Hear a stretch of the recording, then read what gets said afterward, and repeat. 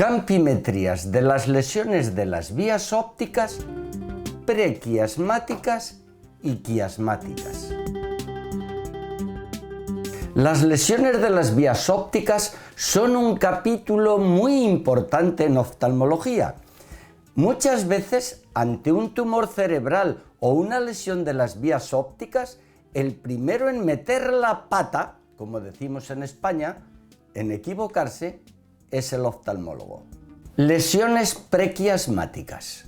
Vamos a estudiar las lesiones de las vías ópticas según sean prequiasmáticas, anteriores al quiasma, quiasmáticas, situadas en el quiasma, o postquiasmáticas, posteriores al quiasma. Lesiones del lado derecho. Lesiones prequiasmáticas. Son las lesiones de la retina y del nervio óptico. Las de la retina no se incluyen dentro de las vías ópticas. Las estudiaremos en otro vídeo. Lesiones del nervio óptico. Sus causas incluyen la neuropatía óptica isquémica, el papiledema, la neuritis óptica o retrovulvar secundaria a esclerosis múltiple, a tóxicos, tabaco, alcohol, quinina o infecciones víricas y a las lesiones traumáticas y compresivas. Cursan con pérdida parcial o total del campo visual. La atrofia parcial produce escotomas más o menos importantes y la atrofia completa, ceguera, pero siempre del lado afectado, es decir, ipsilateral. Si un adulto joven presenta escotomas en el campo visual, siempre debemos sospechar una esclerosis múltiple. Dentro de las lesiones prequiasmáticas, vamos a elegir como representante de las lesiones parciales la neuropatía óptica isquémica, que provoca una hemianopsia altitudinal, y dentro de las completas, la ceguera del nervio óptico. Las neuritis retrovulvares son frecuentes y se dice que ni ve el paciente ni ve el médico. El paciente no ve bien y el médico ve un ojo totalmente normal. Las lesiones aparecen en el campo visual y en la resonancia nuclear magnética. Lesiones quiasmáticas. Las fibras del nervio óptico, al llegar al quiasma, se alinean con la línea media vertical y las fibras de la retina nasal se cruzan.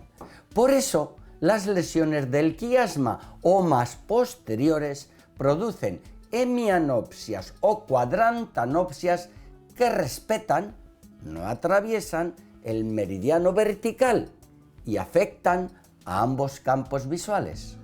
Las lesiones quiasmáticas incluyen el síndrome quiasmático anterior de la unión y las compresiones en el medio y a los lados del quiasma.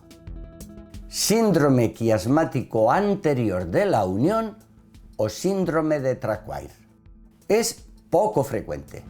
La lesión afecta al nervio óptico en la parte anterior del quiasma con pérdida de visión ipsilateral del mismo lado, y se lesionan también las fibras nasales inferiores de la unión del ojo contralateral, que provocan un defecto campimétrico superior periférico en cuña.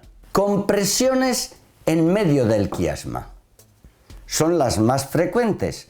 Producen hemianopsias bitemporales.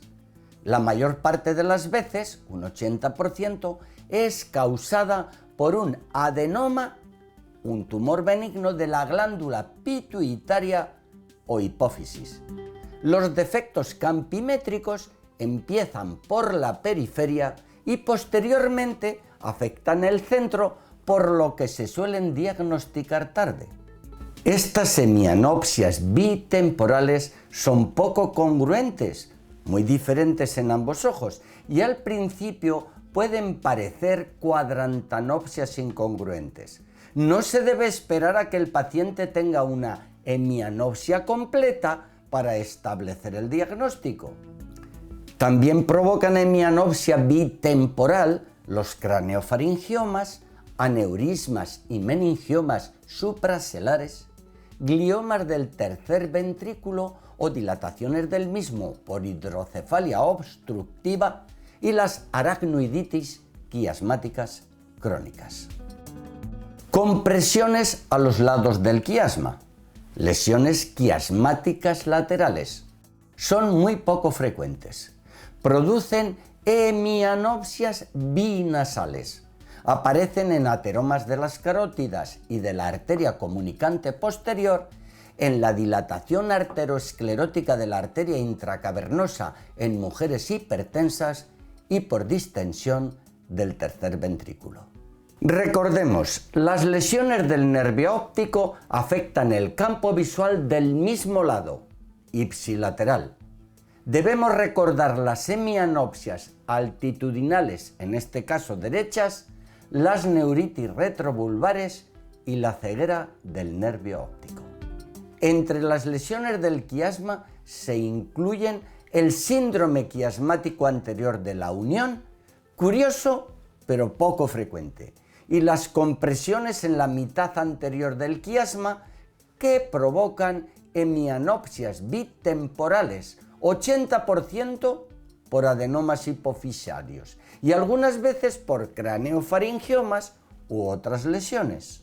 Lesiones del lado izquierdo. Las campimetrías de las lesiones del lado izquierdo de las vías visuales son similares pero contrarias a las del ojo derecho. Las lesiones prequiasmáticas del nervio óptico causan pérdidas de campo visual siempre del mismo lado de la lesión, en este caso izquierdo. Recordar los escotomas parciales, más o menos amplios hasta completos. La hemianopsia altitudinal inferior izquierda, las neuritis retrovulvares y la ceguera del nervio óptico izquierdo. Entre las lesiones quiasmáticas, el síndrome quiasmático anterior de la unión y las compresiones en la parte anterior del quiasma. La hemianopsia bitemporal de los tumores hipofisarios y menos veces del craneofaringioma y otras lesiones.